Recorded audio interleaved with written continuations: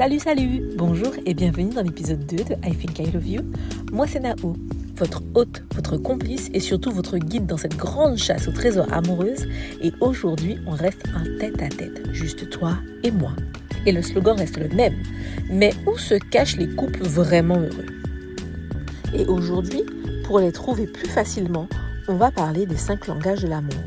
Alors augmentez un peu le son si vous êtes en voiture, ajustez le casque ou les écouteurs si vous êtes dans les transports, coulez-vous un bon café si vous allez vous détendre et si vous êtes en train de faire le ménage ou que sais-je à la maison, rapprochez un peu l'enceinte. Car ce que je vais vous révéler aujourd'hui peut vous éclairer sur des années d'incompréhension dans vos relations amoureuses. Promis, après cet épisode, il y aura un avant-après dans votre vision de l'amour. Avant de plonger dans le cœur du sujet, petite mise en contexte. Ce concept a été créé en 1992 par Gary Chapman, un pasteur et conseiller conjugal américain qui a accompagné plus de 10 000 couples en 40 ans de carrière. Un jour, il s'est rendu compte que la plupart des disputes tournaient autour d'une phrase répétée « Je ne me sens plus aimé ». Pourtant, l'autre jurait faire tout son possible. Chapman a compris qu'on n'exprime pas et on ne reçoit pas l'amour de la même façon. Il a publié « The 5 Love Languages », soit en français « Les 5 langages de l'amour », un livre traduit en plus de 50 langues et vendu à plus de 20 millions d'exemplaires dans le monde. Et ce n'est pas du marketing. Une étude de 2019, publiée dans le Journal of Social and Personal Relationship, a montré que les couples qui connaissent et utilisent consciemment leur langage principal augmentent leur satisfaction relationnelle de 20 à 30% en moyenne. Alors aujourd'hui, je vous emmène découvrir ces 5 langages. Pas dans un cours magistral, c'est promis. On va les vivre ensemble avec des vrais exemples, des galères que j'ai vues ou vécues et surtout des petits exercices que vous pourrez tester dès ce soir. Alors commençons avec le langage numéro 1. Le premier langage d'amour par lequel j'ai envie de commencer avec vous est celui des paroles valorisantes. Certaines personnes se nourrissent littéralement de mots gentils, précis et sincères. Je suis fière de toi » ou « Tu as une façon de raconter les choses qui me fait rire à chaque fois » ou encore « Merci d'avoir pris soin de moi quand j'étais malade ». Eh bien, ces quelques paroles remplissent leur réservoir d'amour pour la journée entière. Statistique intéressante comme ça au passage, selon une enquête de YouGov de 2022, 46% des Français et des Françaises disent que des compliments réguliers sont plus importants pour eux que des cadeaux ou des sorties. Moi, je me souviens d'une amie qui pleurait parce que son mari ne lui disait jamais qu'elle était belle. Lui, il répondait « mais je le pense tout le temps ». Problème. Le penser ne suffit pas, il faut le dire. Alors, petit exercice pour ce soir. Choisissez-vous une qualité précise pour votre partenaire et formulez-la à voix haute, sans mais derrière. Vous verrez la différence. Essayez et venez me dire en commentaire ce que ça a donné. Langage de l'amour numéro 2, les moments de qualité. C'est le temps passé ensemble, vraiment ensemble. Regard dans les yeux, téléphone éteint, conversation profonde ou même un silence complice. Une étude de l'université de Brigham Young en 2021 a montré que les couples qui passent au moins 5 heures par semaine en tête-à-tête, hors logistique, enfants, courses, tout ça, on s'est compris quand même, ont 3,5 fois moins de chances de divorcer. 5 heures, ce n'est pas énorme quand on y pense. Un dîner, une balade, un café sur le balcon, on peut trouver ces 5 heures dans la semaine. Et ce langage-là, je le porte en moi. C'est le mien. Dès que je peux passer 15 minutes yeux dans les yeux avec quelqu'un que j'aime, en amour ou en amitié, je sens que mon cerveau il se rallume. Mon énergie repart, mon humeur s'apaise, ma façon d'être change. Je pense même, en réfléchissant, que sans ces moments, je dors moins bien. Je râle plus, ça c'est sûr. Enfin bref, je suis moi. C'est comme recharger la batterie d'un téléphone à 1%.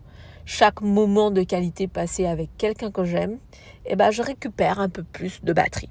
Voilà. Alors si jamais, ce langage c'est aussi le vôtre, sachez que vous n'êtes pas des gourmandes ou des gourmands d'attention, de temps. Vous n'êtes pas une personne trop sollicitante, etc. C'est juste vital pour vous. C'est votre langage de l'amour. J'ai une petite anecdote. Un couple que je connais avait pris l'habitude de regarder Netflix côte à côte sans jamais se parler. Un jour, elle a éteint la télé et a dit « On se parle 10 minutes ?» Le mec, il a flippé. Il a cru que la fille voulait rompre. En réalité, c'était juste son langage principal qui hurlait famine. Alors, spoiler, la fille, c'était moi. Voilà, donc ne laissez pas ça vous arriver. Ne laissez pas votre langage de l'amour hurler famine avant d'en prendre conscience et de mettre en place les toutes petites choses qui pourraient faire qu'en fait, ça se passe beaucoup mieux dans votre couple. Je vais vous proposer un exercice. Bloquez 20 minutes cette semaine, pas plus. Et demandez-vous simplement l'un à l'autre. Raconte-moi ta journée comme si je n'étais pas là depuis 6 mois. Vous allez redécouvrir l'autre. Et si c'est votre langage de l'amour, vous allez pouvoir faire le plein d'amour. Langage de l'amour numéro 3. Les cadeaux reçus. Alors attention, je vous vois venir de loin, on ne parle pas de budget. Un cadeau, c'est un symbole visible de l'attention. Une fleur cueillie sur le chemin, un chocolat glissé dans la poche, un post-it sur le miroir. Vous avez mille et une façons de montrer via un symbole votre attention. Et si vous voulez y mettre le budget, vous pouvez aussi, ce n'est pas interdit. Une étude de 2023 de l'Institut d'opinion publique montre que 68% des femmes et 54% des hommes se souviennent encore du tout premier cadeau offert par leur partenaire, même 20 ans après. Le cerveau associe l'objet à l'émotion. Et donc bien souvent, quand vous offrez un cadeau à quelqu'un qui porte en lui ce langage de l'amour, il ne se souviendra pas forcément du cadeau ou de la valeur pécuniairement du cadeau. Il se souviendra de l'émotion que vous avez créée en lui ou en elle en lui offrant ce cadeau ou un cadeau. Pour illustrer mon propos, j'ai l'autorisation d'une amie qui m'est très chère de partager avec vous une anecdote. Quand elle était mariée, elle offrait de très très très très gros cadeaux d'anniversaire en fait à son ex-conjoint. Et lui, il disait tout le temps, j'aurais préféré que je me rapporte un dessert à la boulangerie. Pourquoi tu m'as pas pris un petit truc quand tu t'es pris un petit truc? En fait, ce qu'il exprimait, c'était quand tu prends quelque chose pour toi et que tu le prends pour moi aussi, ça montre que tu penses à moi. Alors qu'un énorme cadeau pour les anniversaires, c'est une fois de temps en temps. En gros, tu me montres ton amour une fois l'an aux anniversaires ou allez 2 fois aux anniversaires et à Noël. Mais il avait envie de se sentir aimé un petit peu tous les jours. Et donc, pour se sentir aimé un petit peu tous les jours, il attendait d'elle une petite attention un petit peu tous les jours. Elle avait tout faux avec ses gros cadeaux. Et pourtant, ça lui coûtait les yeux de la tête. Alors, je vous propose un petit exercice. Offrez quelque chose à moins de 2 € cette semaine, mais qui prouve que vous avez pensé à l'autre à un moment précis de la journée. Vous m'en direz des nouvelles.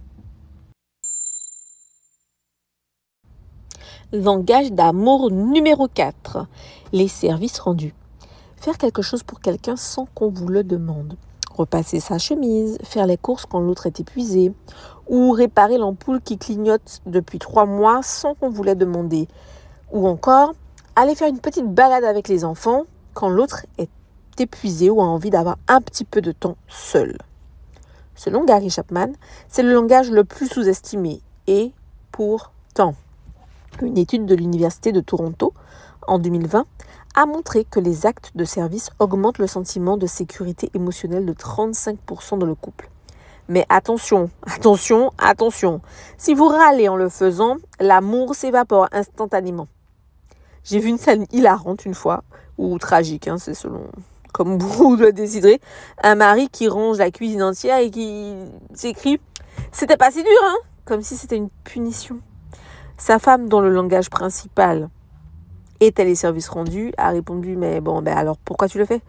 Résultat, 0 point de gagné, 0 pointé les gars. Donc non, on ne rend pas service en faisant une exclamation, une critique ou une remarque derrière.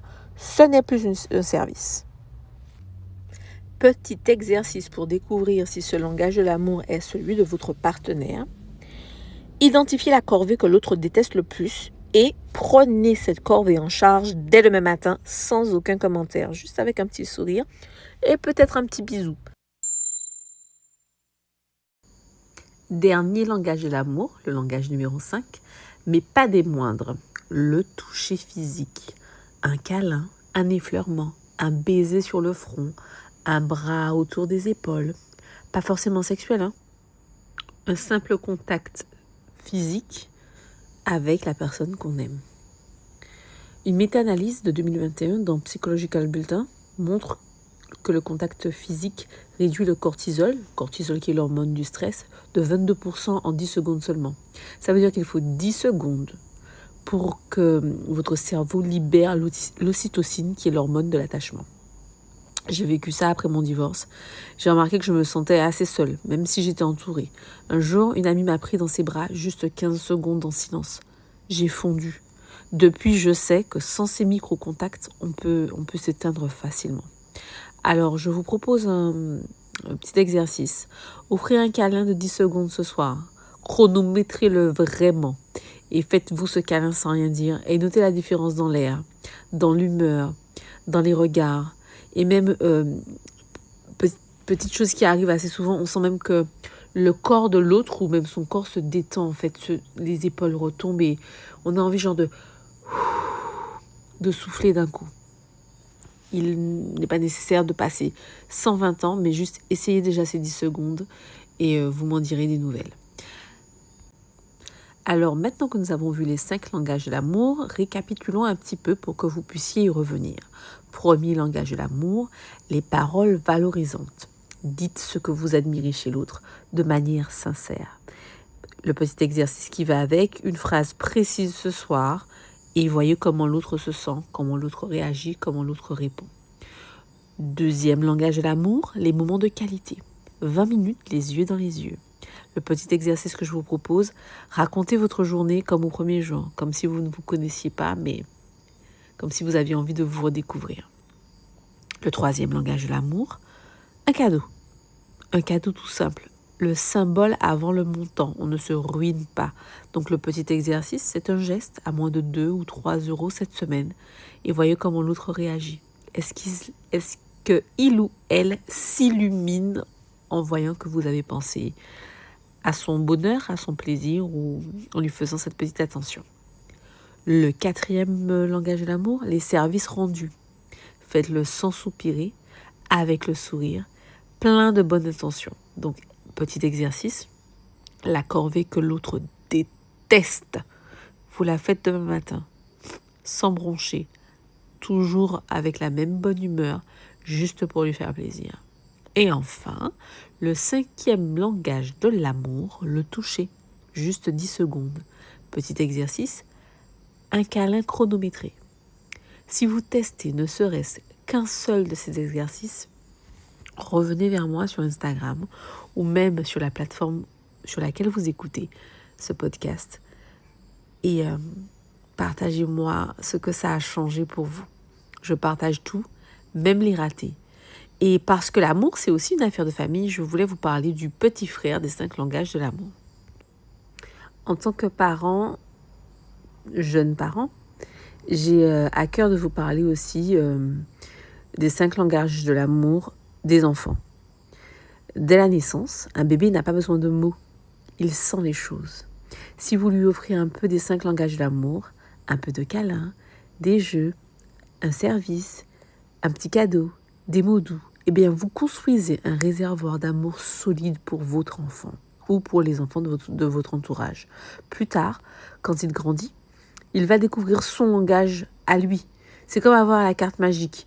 Il se sent vu, compris, aimé sans condition. Et ça change tout. Moins de caprices, plus d'autonomie, un enfant qui sait demander de l'amour au lieu de hurler ou de se faire remarquer. Et une étude en 2018 montre que les enfants dont les parents parlent leur langage principal développent 28% de moins d'anxiété sociale. Donc même si vous n'avez pas d'enfant, offrez-le à votre entourage. C'est toujours un cadeau pour un enfant. Et maintenant, pas le plus important, mais presque. J'ai déjà quelques couples prêts à nous partager leur bonheur et j'en cherche plein d'autres. Du coup, si toi et ton ou ta partenaire, vous êtes un couple vraiment heureux, pas des couples parfaits, mais des vrais couples heureux. Ceux qui se disputent pour la poubelle, qui perdent les chaussettes, qui ont des ronflements olympiques, mais qui rentrent le soir avec le sourire parce que l'amour est là. Si c'est vous, écrivez-moi. Pas besoin d'être marié depuis 50 ans, 10 ans, 5, même 2 suffisent. Je veux vous rire, vos galères, on aurait dû y penser plus tôt. C'est pour eux qu'on fait ce podcast, pour rappeler que oui, l'amour durable existe et qu'on peut le construire. Alors si c'est votre cas, contactez-moi, envoyez-moi un DM sur Instagram, un mail ou ce que vous voulez. On commence par un café virtuel, on papotera, on rigolera et si ça match, on enregistre ensemble.